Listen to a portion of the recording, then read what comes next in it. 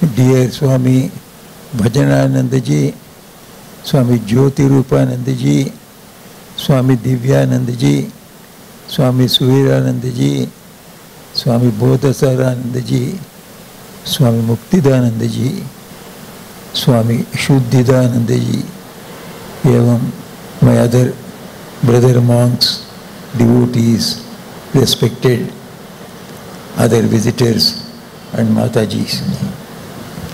I know I am the last speaker almost, and you are all getting tired.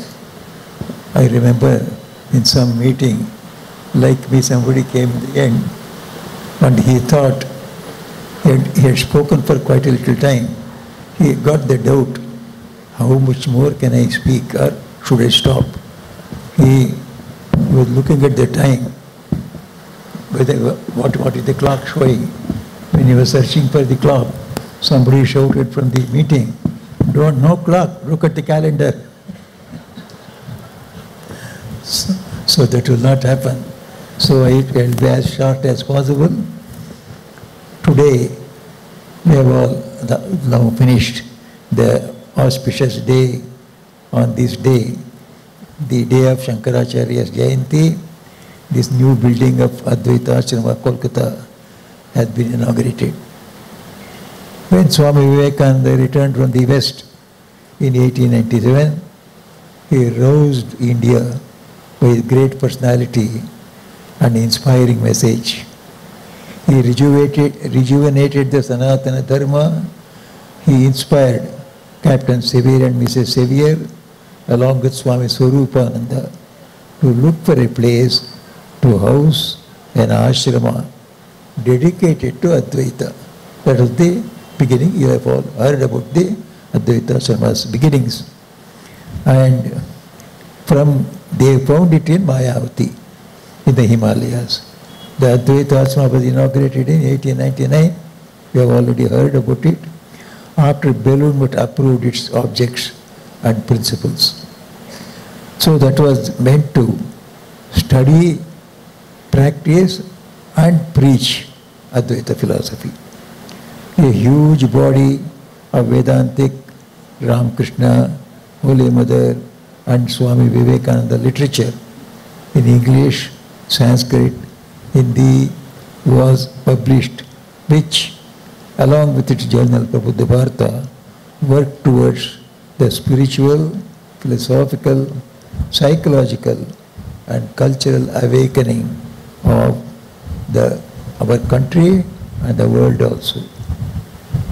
To keep Advaita Ashrama, Mayavati, in its pristine and quiet condition, and yet meet the growing worldwide demand for its publications and journal Prabhupada Bharata, it was decided to shift the printing and dispatch work to Calcutta.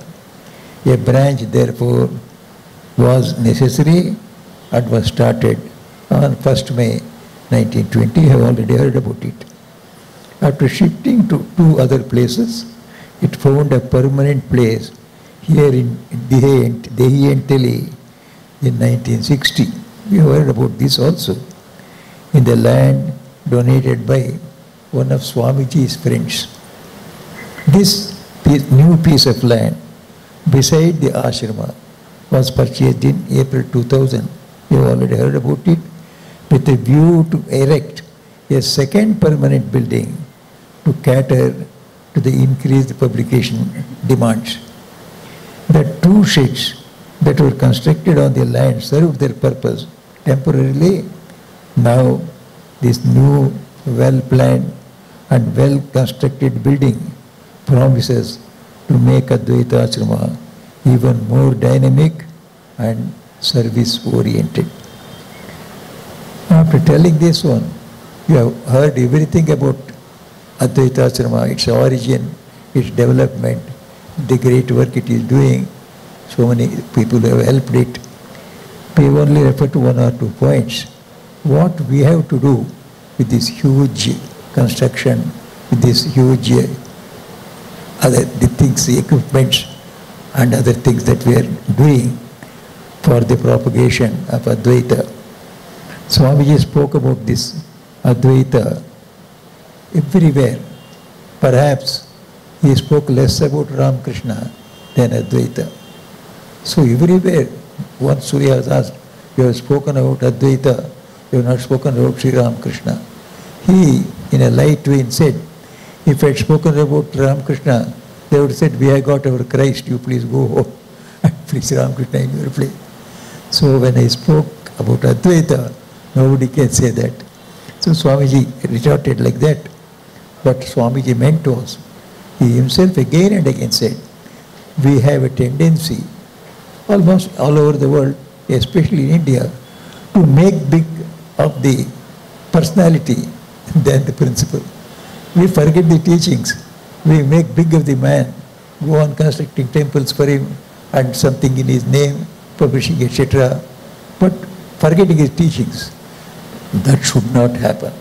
Swami's idea was, we got the great legacy of Sri Ramakrishna, giving a new message to the whole world and its rejuvenation. We can afford to forget Sri Ramakrishna, but never his teachings. Again, and Swamiji was particular. It was with that view, we must be able to practice the principles of Advaita. We are preaching. To practice, you require a place which is conducive to such practices. It is for practice of pure Advaita, free from the materialistic, ritualistic attachments. He wanted the Advaita Ashrama. In fact, Bhagavad Gita also says, Shreyan Dravyamayat Yajnat Jnana Yajna Parantapa. It is their worship through knowledge is better than the worship through materials. So we must always be careful about the principles, about the teachings, about the ideals. So Swamiji wanted this Advaita Ashrama people to study, to assimilate the teachings and live the life and preached, which the first generation after Swamiji did extraordinarily well. Even today, when you read their lives, we simply shudder at the austerities they went. On one side, to lead a highly Advaitic Swami's life, and on the other side, helping the poor. In their own, they were also poor, but it tried to help the local poor people in their own way. And so much was the humanitarian help they gave to others also. They became really a sort of a special type of Advaitins. So of course in this case, as I already told you, so we are all attached to the personality more than the principle. One of our Swamis at that time, he himself wrote to Swami, Holy Mother, an incident in Advaita Ashrama, which many of you might have read. So somebody in the Advaita Ashrama, inmate, he wanted to have a picture of Sri Ramakrishna and worship him, as we do in the other mud centers. So Swamiji, when he came to know about it, he strongly objected it. So it had to be removed. The temple had to be abandoned. Somebody wrote about this to Holy Mother Sharda Devi. Is it right that this worship of Sri Ramakrishna was stopped in this Advaita Ashrama here? Holy Mother said, it is perfectly all right. What Narendra has done is all right. You are all Advaitins. But only question is, this Advaita does not mean only Shankara Advaita or other schools. At the time of Shankara, there were tens and tens of Advaita schools. Swami, Mother did not mean that. Sri Ramakrishna's Sampurna Advaita, the Advaita that contains, that accepts and practices both Shankaracharya's Advaita, Ramanuja's Vishishta Advaita, Madhva's Advaita, and all other practice is included in Advaita.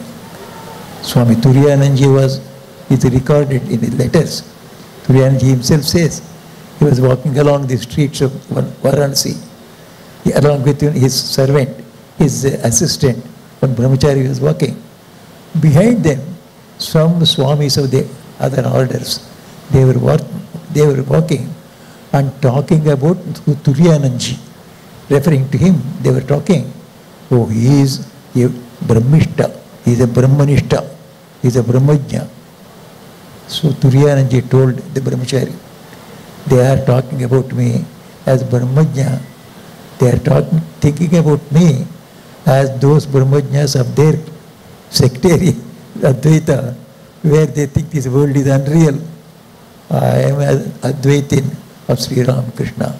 I accept Advaita, Vishishta Advaita, Dvaita. This is the Advaita that is also to be practiced and then only preached. It is for that purpose Swami Vivekananda started this Advaita Ashrama. And we have to, in this now, in this Advaita Ashrama and similar ashrama that are going to come up, we have to practice, assimilate the ideas of Advaita, of Sri Ramakrishna, practice it. So in its practice, we will have to have regular hours for our meditation, regular hours for study, regular hours for service to humanity also. Those of you who have visited my Advaita Ashrama, they have got a wonderful dispensary, an invaluable dispensary. That area there was no help at all. There was nothing. Even now there is very little.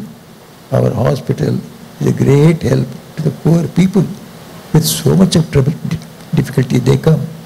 So this service to humanity also must come. That humanitarian needs must be fulfilled. So our Swamis go to colleges, schools to teach Sri Ramakrishna, Holy Mother Swamiji to the young minds. So all these things are to be carried on with real spirit of service of God through Naraj, the Shivajnane Jiva Seva spirit. This also must go along with this Advaita. So these are what we have to guard. So we should not forget that because there is no ritualistic worship, we don't do any humanitarian work also. We can't. We have to combine all these things. Though Swami Vivekananda has shown us the path by serving the Santals. Santals, so many people are working. In the beginning, when the Belur Math was being built, so many Santal laborers were working. Swamiji one day went and proposed to them, I want to feed you all. I want to feed you all. They said, no, we don't want to, we cannot eat from your hand. You are all not our Santals. You are different from Santal. We can't, आपके हाथों से हम नहीं खाएंगे. We can't take. But Swami is insistent. नहीं, हमको आपको खिलाना नहीं पड़ेगा. So I must feed you. Tell me what are your conditions to feed you. Then one of the leaders said, you prepare everything. Don't add any salt into it. Then we can take it. The person who is receiving the help is dictating term to the person who is giving. Swamiji accepted it with all humility, prepared the things and served as they liked. They enjoyed the feast. When they were enjoying the feast, Swamiji was shedding tears of joy. He told the brahmacharis nearby, don't you see, I am feeding Narayana himself here. Can you not do this one? Throw away your studies of Vedas, etc. for this Janma. Let this birth go without them. But try to ameliorate their poverty. This is the Advaita we want. We must practice it and preach it. That is one of the prime duties of this Advaita Ashrama. In this case, I end up, so that you don't look at the calendar, so I end up with an incident that happened in somewhere in 1985 when I was in Arunachal Pradesh. I was in the capital Itanagar. Swami Bhuteshanji had come there. He was our president. Then Bhuteshanji, I think he was president or vice president at that time. Then he was staying in Itanagar. As usual, we all assembled in the night for the night class. So one of us asked him, Swamiji, when you were young brahmacharis and sadhus, you were all given time to do tapasya, to go to Rishikesh, to go to Uttarkashi, or to go elsewhere and stay there and do tapasya. But nowadays, we don't get any holiday for that, or leave for that one, doing tapasya. Is it not necessary nowadays? Bhuteshanji said, who says it is not necessary? It is certainly necessary even now. Every one of you must do tapasya. Then he said, how then we are not giving leave? Then I said, are you not availing of leave in some way or other? Each one of you is now this vacation is there. College is closed down. The professors, our Swamis associated with college, they go on a tour. Similarly, each place has got its own lean period. They get 1 month's leave every day, everybody. So Bhuteshanti referred to that. He said, every one of you certainly get 1 month leisure to do tapasya. In that one we spend 1.5 days to go to Rishikesh and 1.5 days to come. 27 days you do Atma Chintana. If you have got real dearth or a real thirst for Atma Chintana, so you do Atma Chintana. And he told about himself. I spent about 2 years in Atma Chintana in the Himalayas. There I did not carry any book except Sri Ramakrishna's Gospel or Kathamrita. I did not carry scriptures because I am addicted to reading scriptures. He did not carry scriptures. Atma Chintana, Atma Chintana. I am Atman, I am Atman, I am Atman. I meditated. Of course, Sri Ramakrishna is there.